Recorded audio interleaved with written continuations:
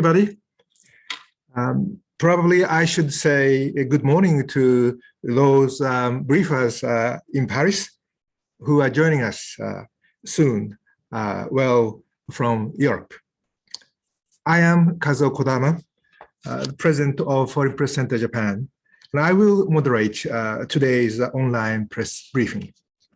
Now, today's the online press briefing is about the pension system in Japan, and our guest speakers are from the OECD in Paris. Let me introduce you the excellent speakers, Ms. Monica Kaiser, Head of Social Policy Division of the OECD Secretariat, and Mr. Hervé Buchol, Senior Economist. Ms. Kaiser and Mr. Buchol, it is really my and our great pleasure to welcome you both to this briefing session. For the audience, journalists or the embassy staff or whatever, whoever, the issue of maintaining a sustainable pension system is extremely important and also a most challenging issue in Japan, whose population is rapidly aging and with also lower fertility rate. And we invited today the two experts on pension from the OECD, since they published last week their new 2021 edition of Pensions at a Glance, biannual exclusive report on world pensions. Today, they will focus on Japan and take up such issues as the impact of COVID-19 pandemic, recent pension reforms in Japan, and challenges Japan is facing. OECD is deemed, I say, one of the best think and do tanks in the world. Now, OECD is evidence-based, is renowned for providing evidence-based analysis and policy prescriptions, even if some of them are don't liked by member states' government. So when I was in the OECD, I always enjoyed, people say the OECD actually is a fish swimming just a few meters, a few feet ahead of sharks, which are about to bite a fish. Anyway, I think today I very much look forward to such, of course, a not policy-based analysis, evidence-based analysis on pension in Japan. For the first half of this 60 minutes briefing session, they will share their views on Japan's pension situation, and remaining 30 minutes will be Q&A. The language used in this briefing will be in English, and no Japanese interpretation will be provided. Just for information, shortly before this press briefing, we sent you by email a URL to download the handouts to be shown on the screen during the briefing session. If you have not received it, you can find the download information in the Q&A icon. Now, without much further ado, Madam Monica, the floor is yours. Thank you so much, Ambassador Kodama, for this wonderful introduction. And also thank you so much to the Foreign Press Club for inviting us. We're truly delighted to be here this afternoon to present to you our newest edition of Pensions at a Glance with a particular focus on Japan. Now, we're going to do this presentation in two parts with my colleague Hervé Buchol. And I think Hervé is now going to share his screen so that we can show you the slides which you have received. There we go. So wonderful. Now, Pensions at a Glance is, as Ambassador Kodama mentioned, is a publication, one of our flagship publications at the OECD, which comes out every 2 years. And in it, you will find a wealth of information on international comparisons, all OECD and G20 countries. And we always have two special chapters. And this time we had two special chapters on reforms. We always look every 2 years, what have our member countries done in terms of reforming their pension systems. And then this time we also have a special technical chapter, which always focuses on one specific issue, which this time is going to be automatic adjustment mechanisms.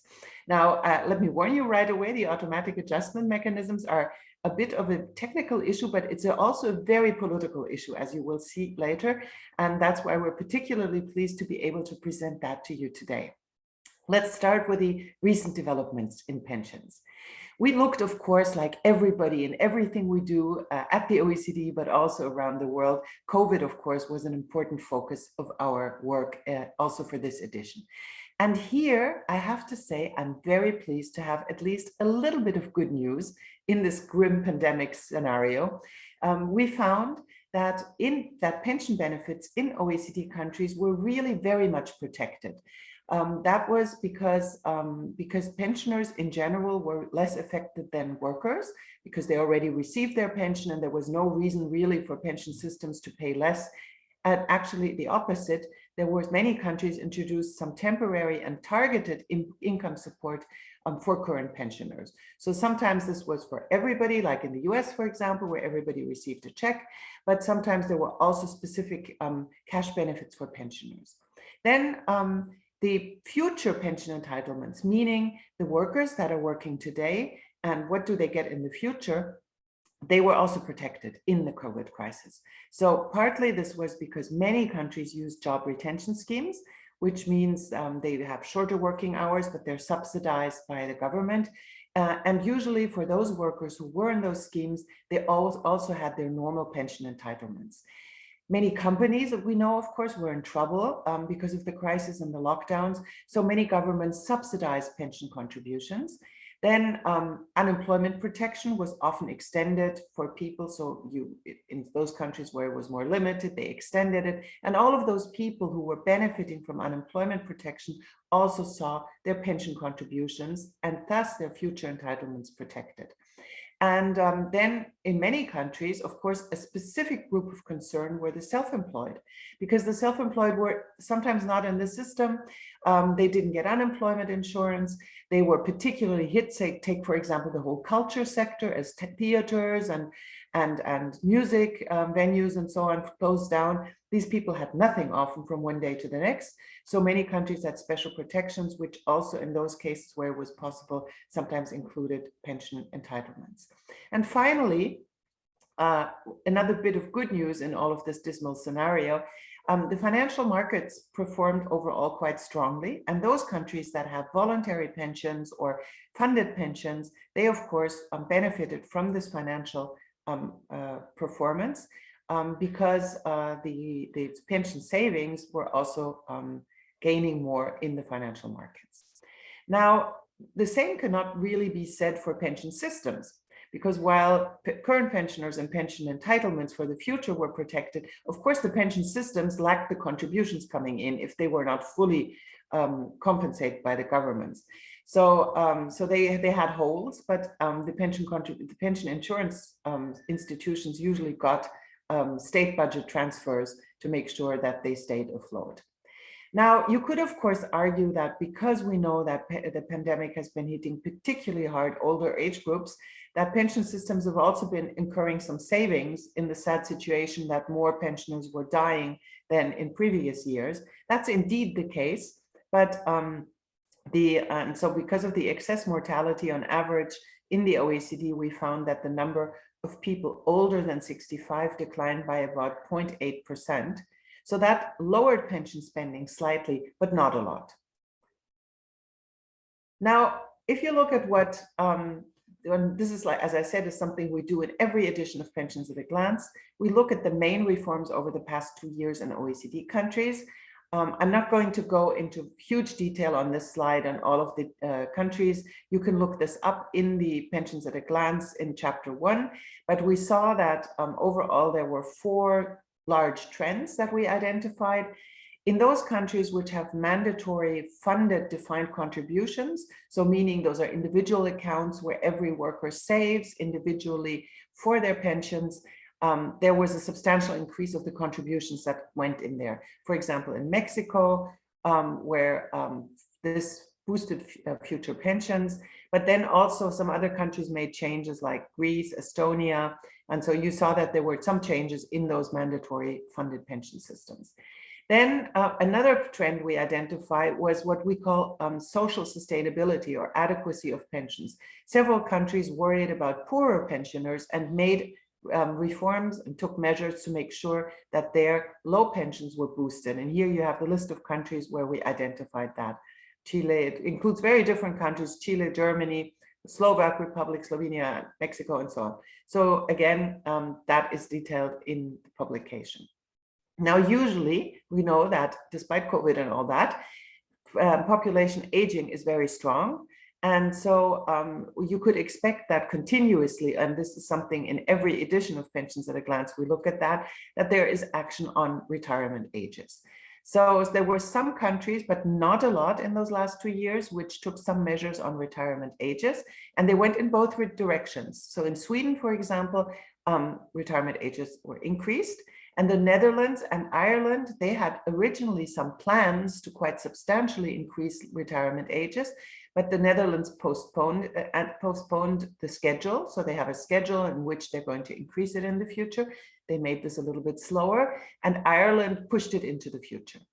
And at the same time, early retirement options, and this has come a form of backtracking. So you, on the one hand, you have increases of normal retirement ages, but at the same time, some countries took some steps to make it easier again to take early retirement, which of course is actually kind of counterproductive if you're at the same time trying to make people work longer. Now, when we come to Japan, what are the main reforms we identify in Japan? And of course, you are all Japan experts, you're foreign correspondents in Japan, so you're quite aware of these measures if you've been following pension reforms, but let me just quickly recap those. So we identified, again, 3 big measures here. First of all, Japan eased the restrictions on combining work and pensions. And this is something that at the OECD, we have been recommending in previous editions of Pensions at a Glance, that is important to make it easier for older workers and also pensioners to remain active, even if they're already in pension, but to make it easier for them to also work. And so Japan has taken steps to make it, to encourage people to work longer by making it more generous to raise the income threshold, so you can make more money in the market, in the labor market, before your pension benefits are being reduced. Then, and this is another very important part, the pension coverage of part-time workers was extended. So more part-time workers are now benefiting from pension coverage. That is very important, and you can see here that's first it's extended for bigger companies, and then by 2024 it will also be valid in companies that have more than 50 employees. This is very important, and as we know, in Japan there's many women particularly working part-time, so this is also very important from a gender perspective. And finally, the third reform trend is to provide an option to defer pension payments until age 75. So for those people who are working and who are in good health and have a possibility to work longer, they can defer now until 75, which is another important measure. Now, let's come to a couple of numbers, and this is something that we do very regularly. This is another regular feature of the OECD's Pensions at a Glance. Here you can see clearly identified Japan where you see the little flag, and you can see compared to the OECD average, which is the purple bar, you can see that the average income of people aged older than 65 is lower than that of the total population. So if you're at 100, that means that the income of people who are older is exactly the same as that of the average in the population. And in Japan, you're quite a bit below, both below the total population, because you're substantially below 90% here. And at the same time, it is also lower than the OECD average, which is close to 90%, as you can see.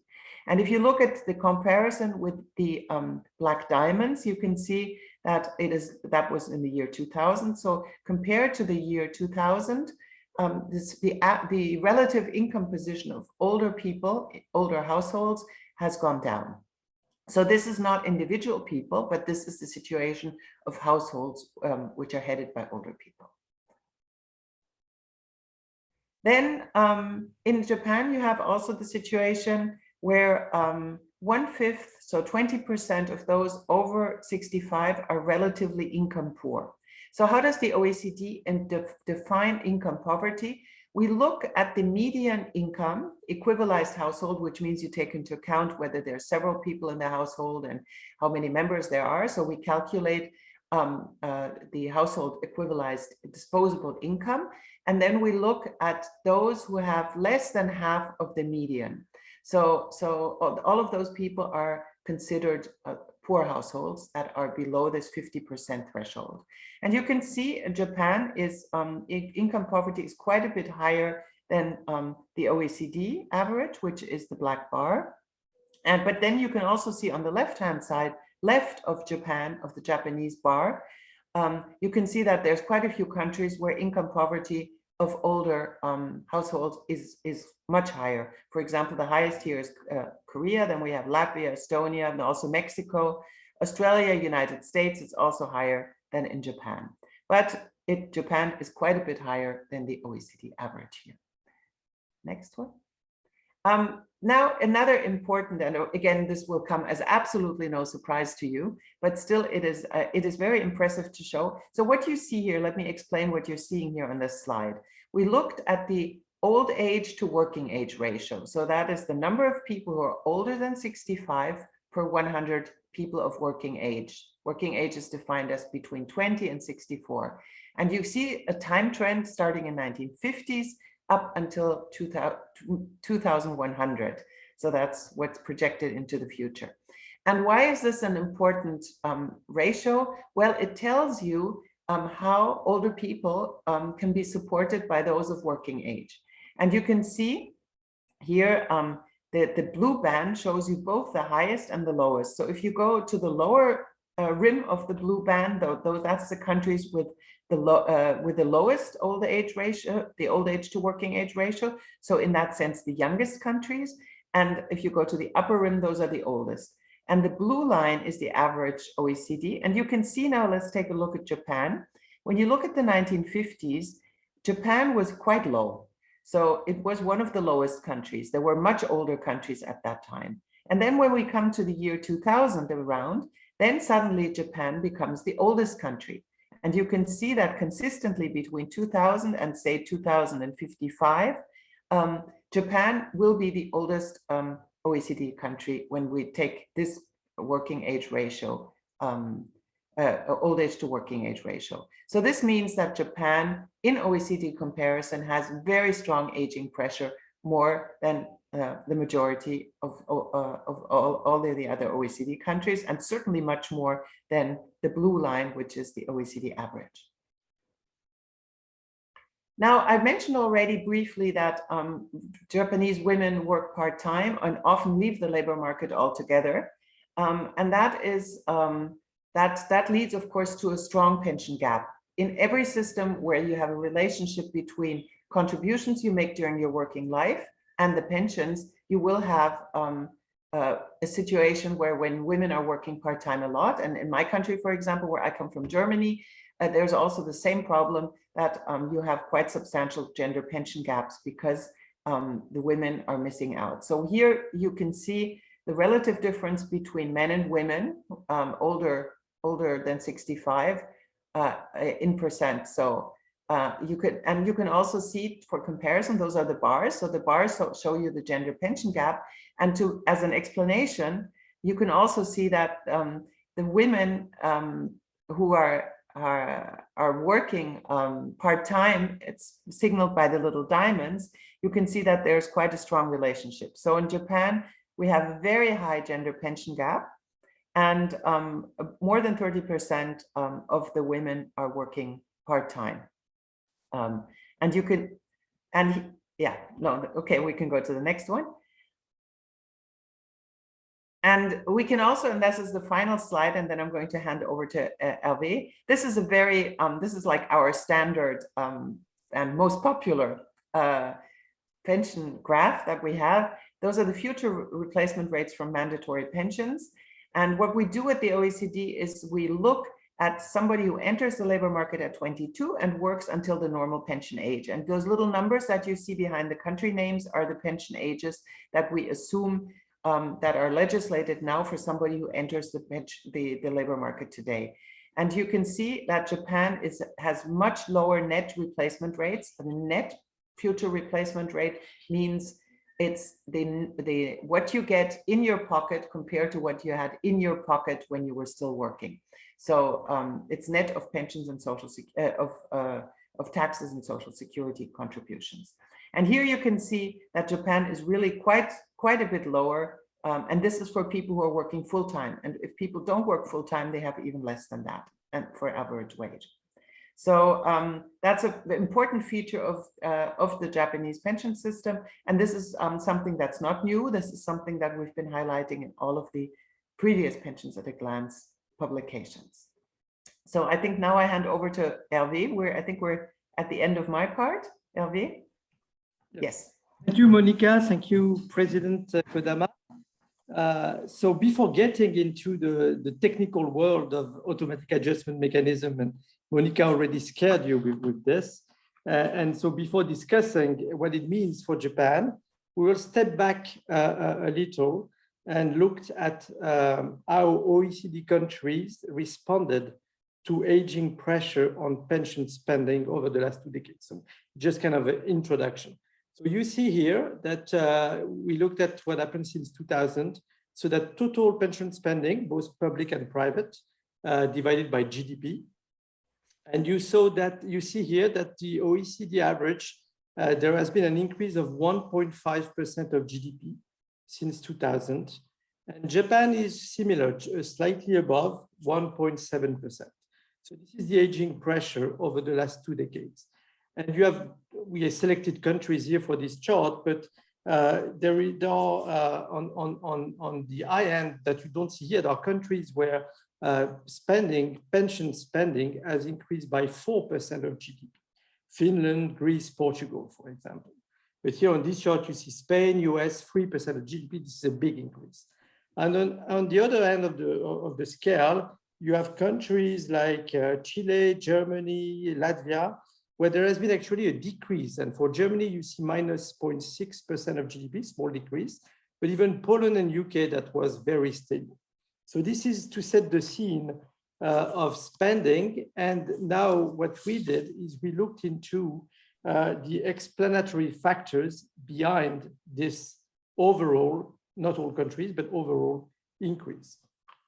And so here I will take you through, there are basically what we measure is the direct impact. If there was only shift in demographic structure, this is the dark, as you see, the dark bars. So if there is only aging, then what is the impact on pension spending? And you see that if I focus first on the OECD average, there is an aging would have increased directly pension spending by 2.3% of GDP.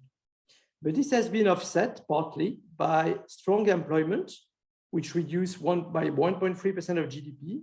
And there has been a slight increase. It's a bit, we usually don't have that in mind, but slight increase in benefit ratio on average by 0.4% of GDP. So plus 2.3, minus 1.3, plus 0.4, because benefit tended to increase. So in total, for the OECD average, there is an increase of 1.5% of GDP. If you look at Germany, for example, the aging pressure was bigger, 3.4% of GDP in Germany.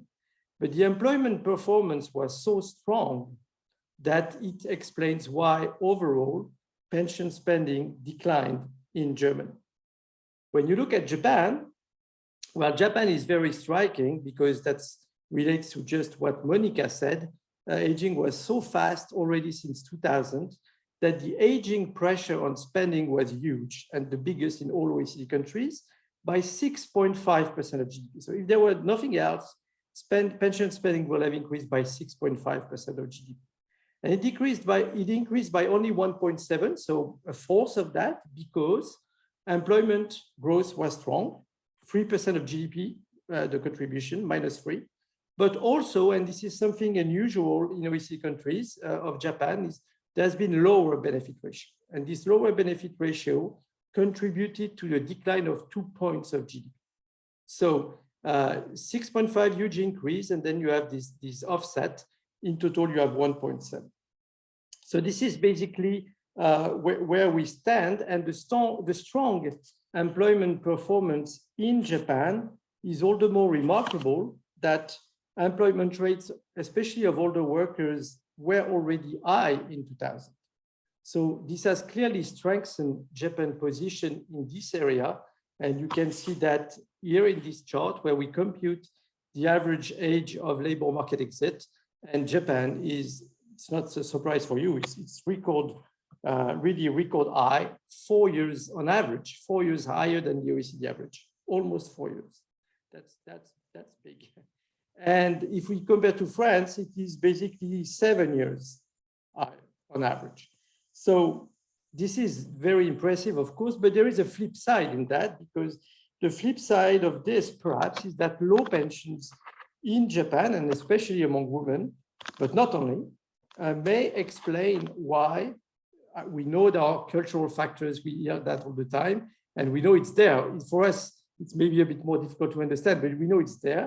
But beyond these cultural factors, low pensions may explain why Japanese workers work so much at older ages, even though we know that on top of that, working conditions at older ages are not particularly favorable in Japan. So automatic adjustment mechanisms, we'll focus on that. They are crucial to deal with the impact of aging on pensions, but they were historically developed to protect pension levels in order to ensure that the benefits do not erode over time in real terms or even relative to wages. So those standard indexation rules still exist in most OECD countries. And inflation actually is an issue, again, which is high on the political agenda these days, because as prolonged period of inflation might put social sustainability of pensions at risk if those mechanisms are not applied, right? But what is important is that with aging pressures, priorities of the trend is they have shifted, and automatic adjustment mechanisms are increasingly used to deal with financial sustainability through various mechanisms that we will discuss. So the focus on automatic adjustment mechanism in this edition of Pensions at a Glance goes into dealing with the impact of aging. And therefore we study those mechanisms that go beyond the standard indexation mechanism. Those are important, but this is not the focus of the chapter that we discuss here. So first definition. Automatic adjustment mechanisms are in pension systems. They refer to predefined rules that automatically change pension parameters, such as retirement ages, contribution rate, pension benefits, and then they change it in a way that they are then linked to the evolution of some selected indicators. So you have for example, if you think of Estonia, Germany, Lithuania, or Japan, where they take into account the evolution of population structure within their indexation mechanisms. And this is part of the things we talk here about. So automatic adjustment mechanisms can help avoid that the evolution of some relevant indicators, you think of demographics, undermine the sustainability of pension systems over time. So the idea, for example, is that we do not know precisely how life expectancy will evolve. And in this period of crisis, we have been reminded of that quite dearly. We don't know how life expectancy will develop. But what we know reasonably well is the impact of improvements in longevity on pensions. So for example, if life expectancy or gains are 2 years, 5 years, or 7 years, then we know what will happen. We don't know how much, but we know what the effect will be. So concretely, with automatic adjustment mechanism, we tend to first have in mind links of retirement age or benefit levels to life expectancy, or indexation mechanisms that take into account the size of the labor force or some demographic ratio. So there are two guiding principles for the use, supporting the use of automatic adjustment mechanisms. First, if you compare automatic adjustment mechanism to a long-term plan to change pension parameters at a fixed rate, say, for example, you would increase retirement age by 1/4 every year. It's fixed over time for the next 20 years or whatever. Well, automatic adjustment mechanism adjusts in the long term to some evolution that could not precisely be predicted today. So a fixed path doesn't do that, doesn't take into account this uncertainty.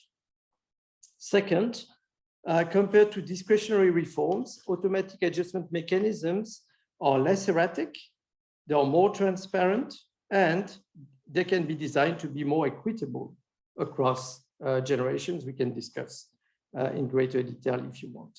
But in addition, the use of this mechanism means that constant reform is not necessary to maintain or improve financial sustainability.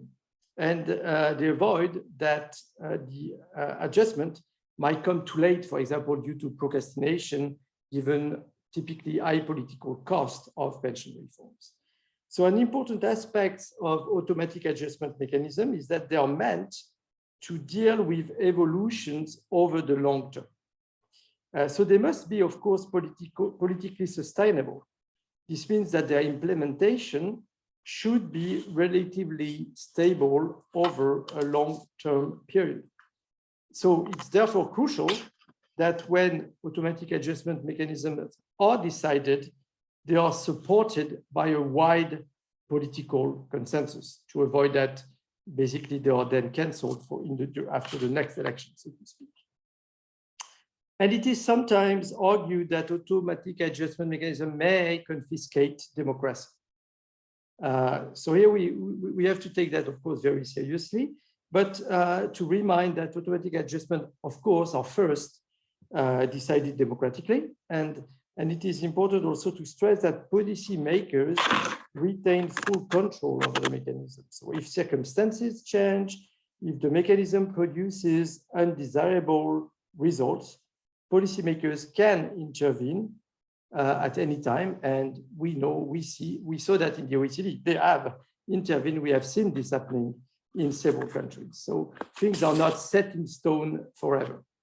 So automatic adjustment mechanisms exist in about 2/3 of OECD countries. There are basically 14 countries where there is no such mechanisms. 7 countries link the retirement age to life expectancy. But those countries, like, for example, Italy or the Netherlands or Finland, but these countries that link the retirement age to life expectancy, it happens that they also have other mechanisms. So they are part of 11 countries with multiple mechanisms. You have 7 countries that provide automatic adjustment within their funded defined contribution schemes. And then there is also, among the multiple mechanisms you can think of, and notional defined contribution system, NDC systems, where there is automatic adjustment of benefits to life expectancy. And even for those who know well the technical detail, the notional interest rates typically depends on the size of the working population. This is the case, for example, in Italy, in Latvia, and Poland. There are countries that only have, you don't see it here, I'm sorry, you have 4 countries that only have balancing mechanism. So they're meant here to ensure solvency or financial balance of the pension system. And 2 countries only have benefit adjustment, and that includes Japan. And we will now turn to the case of Japan. So Japan has an automatic adjustment mechanism which impacts the benefit level. And this is called, in Japan, macroeconomic indexation. So, Mr. Ab, sorry to interrupt you. Could you, yes, thank you very much. Now you're going into Japan. So yes, if it's possible, could you wrap up in 5 or 6 minutes? Yeah, exactly. Okay, thank you. Then okay, thank you. Yes, it's very quick. So macroeconomic indexation, it was introduced in 2004. It's a type of sustainability factor, we call it in the jargon of pensions, to improve pension finances. So the mechanism applies a correction to both price indexations for pensions and for new current pensioners. But for new pensions, it also has an impact on the uprating of past wages. So it's a correction. And this is an important point and interesting because in Japan, it means that both workers through the uprating and pensioners through the indexation share the burden of adjustment. So this is an interesting characteristic of Japan. The correction depends on the growth rate in the total numbers of contribution to public pensions, minus a fixed factor we can discuss in detail. The only limitation is that in case of negative price inflation or negative wage growth, the application of the mechanism has been limited in Japan. And this is, of course, a problem in a country where inflation has been low. So this has happened during, for example, the years 2013 to 2014. And actually, the macroeconomic indexation was applied for the first time in 2015. So the last slide before concluding is that on top of that, Japan has a safeguard which allows a suspension of adjustment if pensions fall below a certain threshold. This safeguard so far has not been activated. And it is supposed to end when pension finances are estimated to ensure financial sustainability over the long term. And according to the government estimates, which we take into account in our pension model, the automatic adjustment mechanism will end in 2025 for the mandatory earnings-related pension, and in 2047 for the national pension, the flat rate basic. So when we take that into account, we estimate that for future pensions, macroeconomic indexation will lower at the average wage level, will lower pensions by 13%. So to conclude, as Monica said, limited impact of COVID-19 on pensions in Japan, similar to other OECD countries. There has been very strong aging pressure in Japan. And this, of course, this is the difficulty, of course, is that it weighs in Japan on financial sustainability while pension benefits are relatively low already. This is the difficulty. And old age income poverty is a serious source of concern in the country, especially among women. So yes, action over the last 2 years using restrictions on combining work and pensions, extending pension coverage of part-timers go in the right direction in that respect. And so for automatic adjustment mechanism, it's done in Japan through macroeconomic indexation, which allows to share the adjustment burden between workers and pensioners, but its implementation has been limited due to low inflation. And maybe a word of caution in a way, I mean, lower pension benefit ratio have helped so far to contain increases in pension spending in Japan. But if aging pressure continues to be addressed through this channel, then clearly there will be some risks for pension adequacy.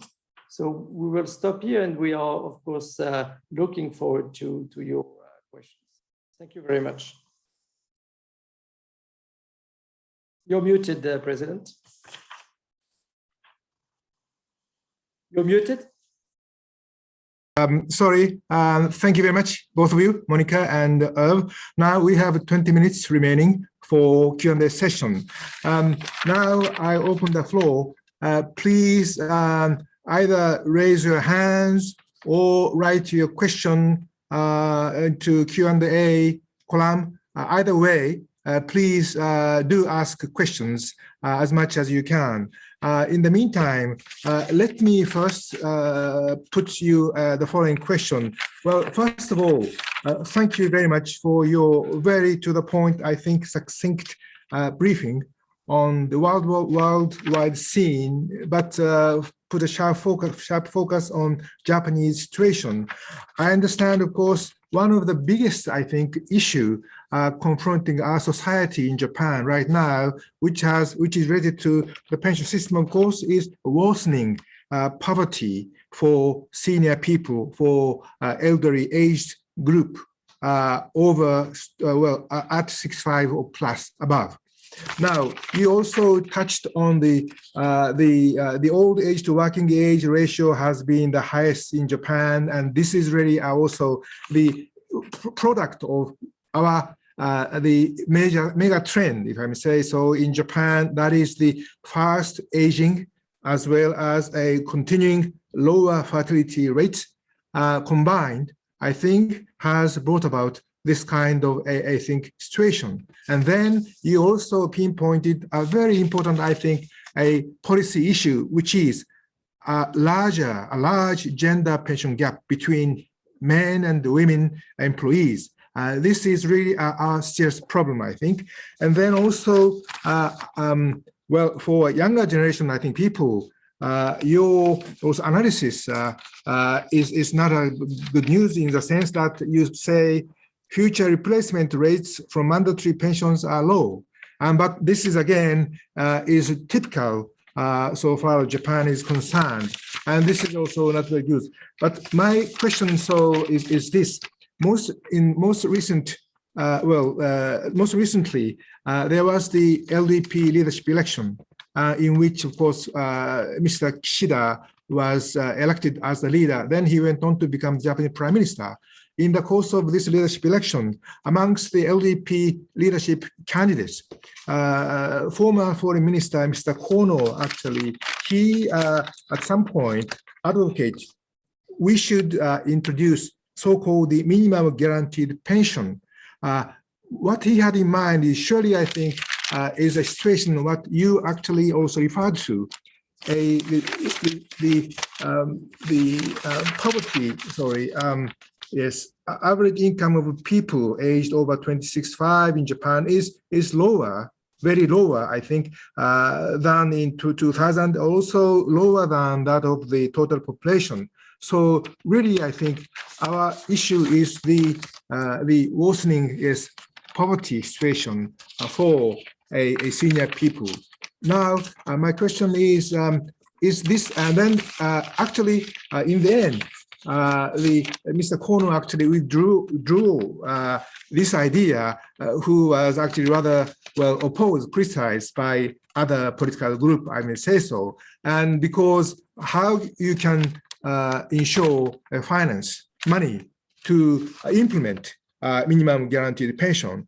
Politically, that was suicidal or impossible. That was kind of discussion which we had in Japan. So on this kind of issue, or the minimum guaranteed pension idea as such, can you tell us how in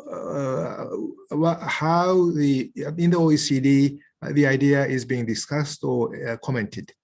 To maybe Monica, or either way. Yeah.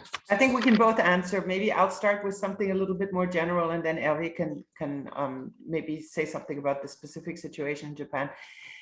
In a lot of OECD countries, the rapidly aging countries, this is of course a huge issue. And I mentioned earlier on one of the slides that several countries took measures to increase adequacy precisely because they were getting worried about old age poverty. But the problem is, like exactly the political discussion in Japan showed, you always have a kind of conflict between, on the one hand, having a link between contributions and benefits, which most countries have, and then having also good old age protection through a minimum guaranteed pension.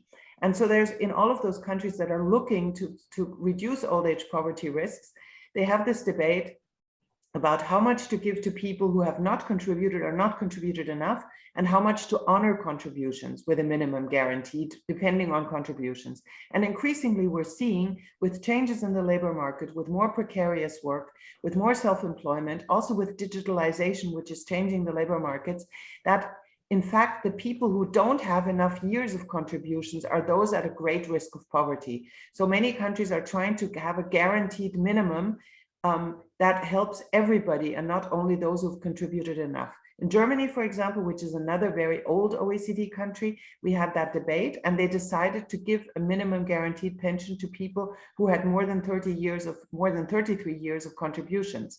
But that, of course, doesn't solve the problem of poverty, particularly of women, again, who don't work only part-time. And just one last word before I give the floor to Hervé on this. Of course, Japan has one huge untapped reserve and potential because you already have very high average age of labor market exit, but you have many, many women who could work, who are well educated, who could work more hours and could contribute more to the pension system, and having more women work more hours in Japan could really give a big boost to pension financing and to economic growth in general. So maybe Hervé, you want to add on? Yes, please. Because of course, your question is very political in Japan. So we have to be, and for good reason, this is a political choice to be made. So here we don't have per se a recommendation of what the model should be. And on top of that, of course, this goes into an analysis that goes actually beyond pensions, because this is the overall macroeconomic situation of Japan that should be taken into account. But we are pension specialists, and if we only look at what do we see? We see that for Japan, you have the same old age safety net, the guaranteed pension. I checked the numbers yesterday. The spending is around 0.5% of GDP, 0.7. So it's relatively small. Basic pension is more important, of course, 3.6% of GDP. Okay, but if you look at overall, Japan is, as Monica showed, by far the oldest OECD country based on different ratios in terms of the age structure. And yet, if you look at total, say, public spending, which is the big thing still in Japan, public pensions, public spending on pensions is 9% of GDP, 9%.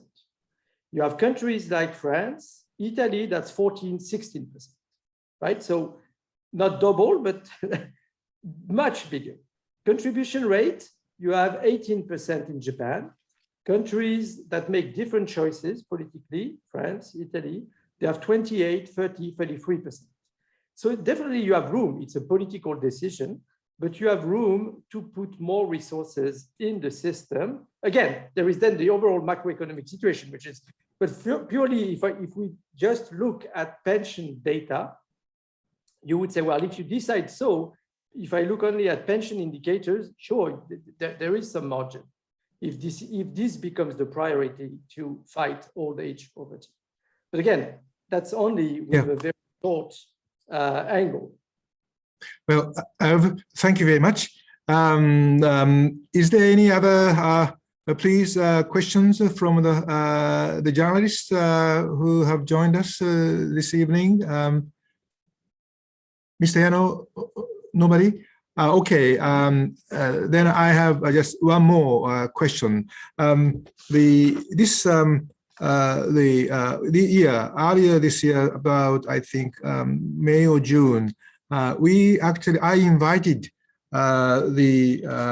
Japan's expert on this social welfare and then also tax as well as the pension system.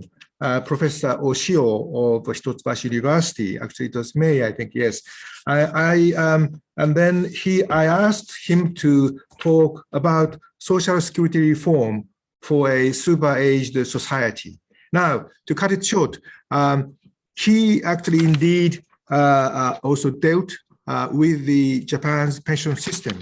And then as for the Herb's point, of course, indeed, in Japan's case, he said macroeconomic indication. I mean, the system is to, of course, limit the benefit payments. But anyway, pension finances last longer, but limits level of pension provided. In any case, the pension system per se in Japan, because of this macro indexation or this system, I think system seems viable. However, yes, the poverty issue lingers on. The sharp focus on the women, and then also a lower end of I think revenue, I think household, he said three things actually. So I just like to ask your comment on his actually this point. How then Japan should change, or what sort of policy responses are necessary in an ideal situation? Of course, one, of course, to increase the number of people supporting society. And number two, include low income bracket in the safety net framework. And then number three, increased focus on the ability to pay principle for social welfare and tax burdens. That means, of course, more fairer kind of a system, I think, to sustain overall, I think, system of taxation, and then also pension system, and then social welfare, I think, safety net, so on. So I think my point is, again, apparently the government of Japan's approach to this poverty issue is of course, to a certain extent, the pension system continues to be reformed in response to also the OECD's, I think, suggestion. Indeed, laws are being changed, 2016, 2022, May 2024, and beyond. But I think the outside also the pension system, these things may be necessary. So yeah, again, it's a big issue. Any comment from both of you would be appreciated. Maybe just very briefly, I think it's very important to highlight what Hervé said.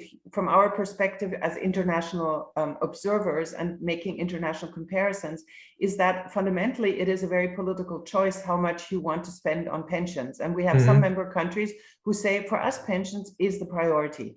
Now, and that's why we are willing to spend a lot on it, and people are willing to pay high contributions for it. Of course, this has macroeconomic consequences, which governments have to take into account. And I think in Japan, we have an additional problem, obviously, because it's not only pension spending that's important for aging, but also long-term care spending. So that has to be added also as a challenge. But at the same time, I think there's no miracle solution to reduce old age poverty if it's income poverty, but you have to give people the money they need in order not to be poor, if that's what the objective is. So I think there's not a lot of, we used to say at the OECD is that countries decide their poverty rates by deciding how much they want to spend on social expenditures. And that's not only for aging, that's for all areas. And then you, of course, like I said before, you have to think about where this money is going to come from. And you can see that working longer is probably already Japan is the champion in OECD in terms of working longer. And it's very impressive how your society has managed to encourage people to work longer and to provide second career jobs and so on. But there is still a lot of potential, as I said before, in mobilizing, helping women work more hours, having women who drop out of the labor market temporarily because they have children return into regular employment and not irregular employment.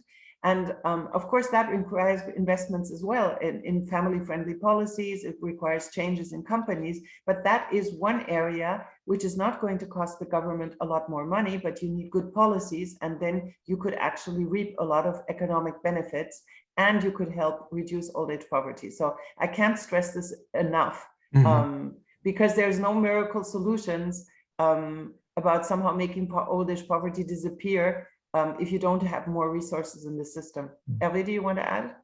Yeah, quickly to complement to also that makes the link with what we said before is President Kodama, the three options you gave in terms of priorities definitely make sense, right? But I will repeat what the general thing we already discussed is aging was so fast in Japan between 1990 and 2020, 3 decades, extremely fast. Of course, it will still be a pressure, but the pace now is more in line with OECD countries for the 2-3 decades. So the big thing, I mean, to simplify, but the big acceleration took place already, right? As I showed in the charts, it is remarkable that in this context, you manage, okay, yes, there was aging pressure on spending plus 1% over 2 decades, but it's in line with what OECD achieved, right? So this is quite remarkable. And then indeed, what the measure is now typically when countries have to face financial sustainability, to simplify, there are 3 ways to do it, right? To put more resources in the system, to increase the retirement age, or to cut pensions, right? So effective retirement age, you're already at the record high. Yes, you can do more, maybe part-timers, older workers combining work and pensions, but you're already performing extremely well in that respect. Macroeconomic indexation deals with the benefit level, which is already low. And so far, macroeconomic indexation, we looked at that, the cumulative impact has been to reduce pension payment by 1.5%. So far it has been a limited effect. But the point is that from an OECD perspective, but this is a political choice, among the 3 different routes, the one that seems obvious in international comparison is to put more resources in the pension systems. And then when you do that, it's again another political choice to say we do that all across, say, earnings level, or more targeted to the more vulnerables or to the low income, right? So this is the broad picture we think for Japan, and it just depends on policy priorities, really. Thank you very much. Thank you. On the broader picture. Yes, right. Just let me again check, see if the either journalists or embassy staff joining us this evening have any questions, further questions. If not, I will draw the door close to this briefing. Let me thank both of you, Monica and Irv, for your truly professional, I think, excellent briefing for us all. And with this, and also let me also thank all the journalists and also embassy member staff, and then also the supporting members of this Foreign Press Center from all over Japan this evening. So thank you all, and have a great weekend. 7 days just only away from the Christmas Eve. So happy holidays. Thank you. Thank you. Thank you so much for inviting us. And if there's any additional questions from the members of the press, you have our email addresses, so please don't hesitate to send us a message. We'd be happy to answer anything that comes to mind afterwards. Have any final word?